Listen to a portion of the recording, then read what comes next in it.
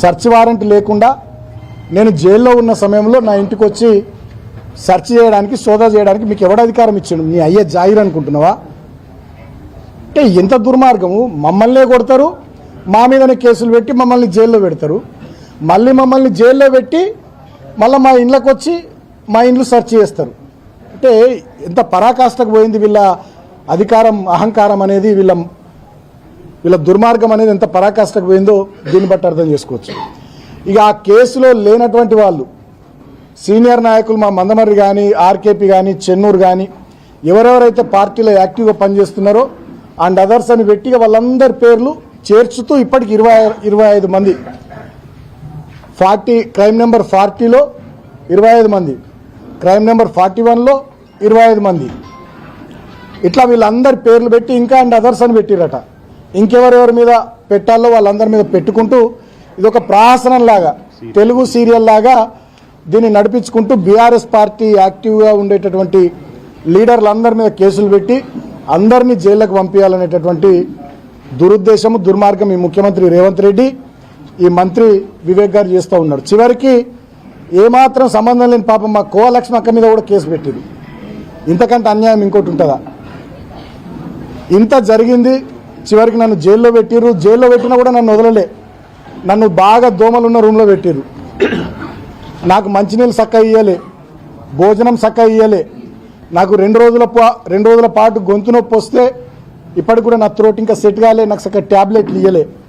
కొంచెం ఫీవరిష్గా ఉంది అంటే వచ్చి చూసే పరిస్థితి లేదు, ట్యాబ్లెట్లు ఇవ్వరు, డాక్టర్లు వచ్చి చూడరు. మొత్తం దోమలు. మేము 7-8 మంది ఆ రూమ్లు ఉంటే 100-150 దోమలు.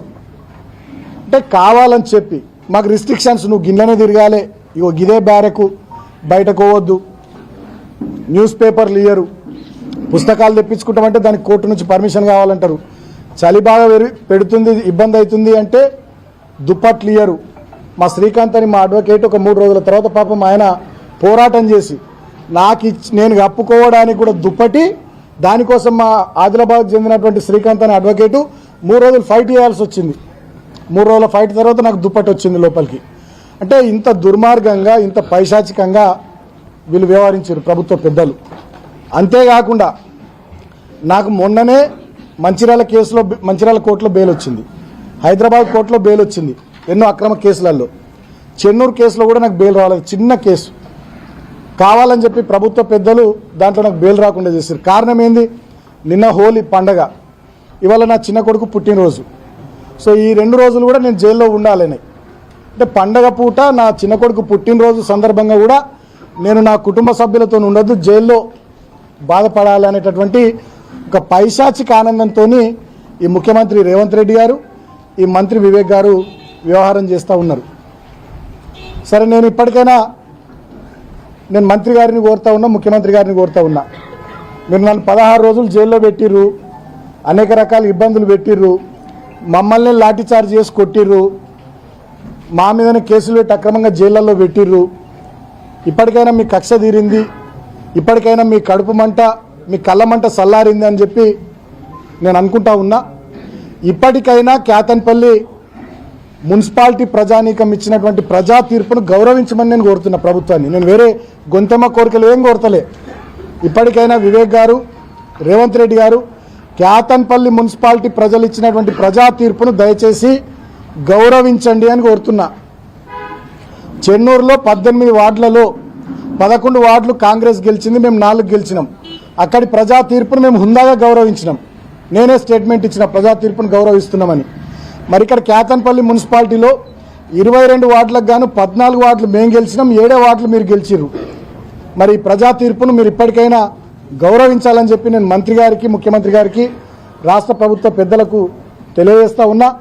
నేను ఇంకొక విషయం కూడా, గతంలో నేను పోలీస్ స్టేషన్లలో మా మీద కేసులైనాయి, మమ్మల్ని అరెస్ట్ చేయబోయే సందర్భంలో మమ్మల్ని జైలుకు పంపిస్తారు అని తెలిసినటువంటి సందర్భంలో నేను ముందే ప్రెస్ మీట్ పెట్టి కూడా చెప్పినాను. 18వ తారీఖు నాడు మమ్మల్ని జైలుకు పంపించారు. 17వ తారీఖు నాడు రెండవసారి చైర్మన్, వైస్ చైర్మన్ ఎన్నికకు సంబంధించి అక్కడ కౌన్సిల్ సభ్యుల ప్రమాణ స్వీకారము, అదేవిధంగా తర్వాత జరిగినటువంటి ప్రాసెస్, దీనికి సంబంధించినటువంటి వీడియో ఫుటేజ్ బయట పెట్టాలని నేను డిమాండ్ చేసిన. జిల్లా కలెక్టర్ కానీ, ఈ ఎన్నికల స్పెషల్ ఆఫీసర్ కానీ స్టేట్ ఎలక్షన్ కమిషన్ కానీ ఇప్పటిదాకా ఆ వీడియో ఫుటేజ్ ఎందుకు మీరు బయట పెడతలేరు? మా మహిళా కౌన్సిలర్ల పట్ల దౌర్జన్యం చేసిన కాంగ్రెస్ కౌన్సిలర్ల మీద చర్యలు తీసుకోరా? వాళ్ళ మీద కేసులు పెట్టారా? ఎక్స్ అఫీషియో సభ్యుడిగా ఉన్నటువంటి వివేక్ గారు ఆ కౌన్సిల్ మీటింగ్లో లేచి ఉపన్యాసం ఇస్తున్నాడు, ఇది రూల్స్కి విరుద్ధం. మరి ఆయన మీద కేసు పెట్టారా? మరి ఇక్కడ 144 సెక్షన్ ఉంది, ఇక్కడ గుంపులుగా తిరగొద్దు అని చెప్పి మమ్మల్ని రిస్ట్రిక్ట్ చేసినటువంటి మీరు మరి గుంపులుగా కాన్వాయ్లు వేసుకొని మంత్రి గారు పోయినరు, మరి వారి మీద కేసు పెట్టారా? మా మీద రాళ్ల దాడి చేసారు కాంగ్రెస్ వాళ్ళు. వీడియో ఫుటేజ్లు కూడా ఉన్నాయి, వీడియోస్ వచ్చినాయి మీ మీడియాలో, సోషల్ మీడియాలో విస్తృతంగా తిరుగుతున్నాయి. మరి కాంగ్రెస్ వాళ్ళ మీద కేసులు పెట్టారా? అంటే చట్టం కాంగ్రెస్ పార్టీకి చుట్టమైందా? చట్టం విశాఖ ఇండస్ట్రీస్కు, V6కు, వెలుగుకు, వివేక్కు చుట్టమైందా? ఈ ప్రాంతంలో అసలు పోలీసులు మీరు కాకి బట్టలు వేసుకున్నారా, కాంగ్రెస్ బట్టలు వేసుకున్నారా? మంచిర్యాల డీసీపీ భాస్కర్ నుంచి మొదలుకొని రామకృష్ణాపూర్ SHO శ్రీధరనిటోన్ దాకా ఏసీపీలు కానీ సిఐలు కానీ మొత్తం విశాఖ ఇండస్ట్రీస్ ఎంప్లాయీస్ లెక్కనే పనిచేస్తున్నారు. జిల్లా కలెక్టర్ కుమార్ దీపక్ నుంచి మొదలుకొని MRO మందమర్రి వరకు, ఈ ఎన్నికకు స్పెషల్ ఆఫీసర్గా వ్యవహరించినటువంటి MRO వరకు వీళ్ళంతా కూడా విశాఖ ఇండస్ట్రీస్ ఎంప్లాయీస్ లెక్కనే పనిచేస్తూ ఉన్నారు. ఇంతకన్నా దుర్మార్గం ఇంకోటి లేదు. గతంలో మేము కూడా 10 సంవత్సరాలు అధికారంలో ఉన్నాం. ఈ ప్రాంతంలో ఎన్నో మున్సిపల్ ఎన్నికలు జరిగినాయి, ఎంపీటీసీ జడ్పీటీసీ ఎన్నికలు జరిగినాయి, గ్రామ పంచాయతీ ఎన్నికలు జరిగినాయి, పార్లమెంట్ ఎన్నికలు జరిగినాయి, సింగిల్ విండో ఎన్నికలు జరిగినాయి.